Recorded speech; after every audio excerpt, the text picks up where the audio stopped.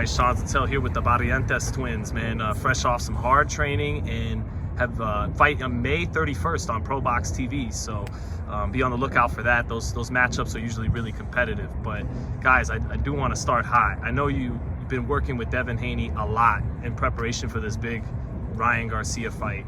How is Devin looking based on the rounds you guys got in with him?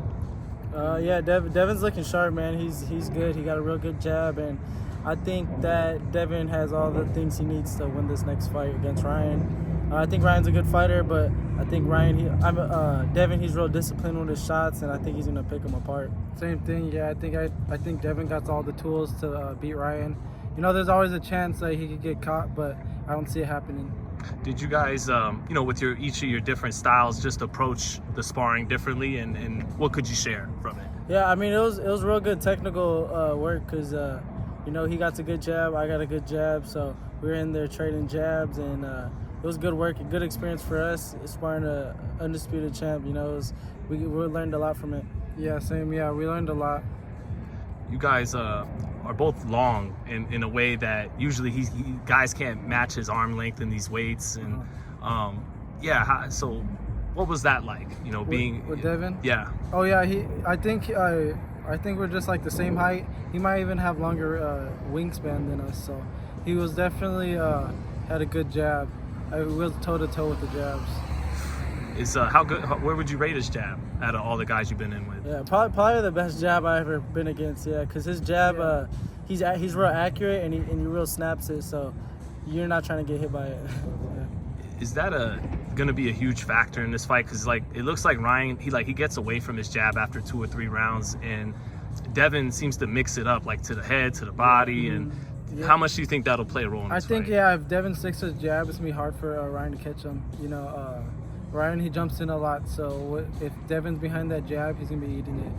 Yeah, me too. I think one thing with Devin, too, he switches it up real good with his feints, so you don't really know what's coming at you. It looks like he's feinting more than ever now, like almost constant. Yeah. It's good, though. It works. Yeah, I'm excited to see, how that's going to play. That's not the stuff that draws people in, the real subtle stuff like feints, but just how important is that at the top level, guys? That's real important. Those feints, Devin, he's real good at keeping you busy with those feints the whole time. So, I feel like that's gonna play a good part in his fight against Ryan. Is it mentally exhausting having to always know if it's a feint or a punch? Yeah. That's kind of what it is, like having something in your face, like you always got to stay on your toes, and then if you get too lazy, then you're gonna get caught. Yeah, it's like kind of like that constant steady pressure. It's not like that Mexican style, but it's always in your face. It looks like that's what gives those heavyweights problems, is they get exhausted dealing with his feints all the time, right? Yeah, no, it's gonna be good. Do you guys think, what's the chances you think he could stop Ryan? I think it's possible, but honestly, I'd see it going to decision, because Ryan, I don't count Ryan out. I still think he's gonna put up a good fight, but I see it going to decision. Same. I feel like it's gonna go to decision. Devin's gonna be outboxing. I feel like Ryan always got a puncher chance, but I just don't see it happening. I went to Dallas to see Ryan train, and it looked like Derek has him getting better at the catch and shoot. Yeah. Could that be effective against Devin, or? It could if he was in the right place at the right time, but with Devin's footwork also, I feel like he's gonna be out the way by the time Ryan tries to come back. So yeah, more the feet than the hands. That'll be an issue there. Everything's gonna play a factor. His feints, his feet work, his speed.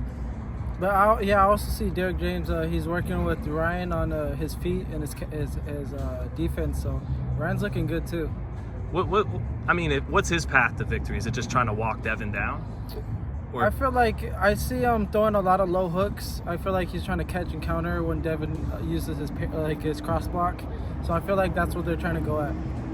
Yeah, I feel like if I was Ryan and I try to be a little bit more busier, I don't think the one shots are gonna catch Devin. I feel like he's gonna have to throw some combinations to try to get to Devin, because if he tries to land the hook or the one shots, I feel like Devin's gonna be too far.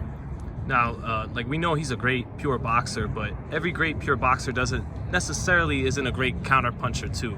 Do you think Devin's growing into being a better great counterpuncher? How was the countering, when you guys were doing your thing with him? Yeah, he's real accurate and quick with his shots. He got real fast feet. So the counter shots he hits you with, you don't really see him coming.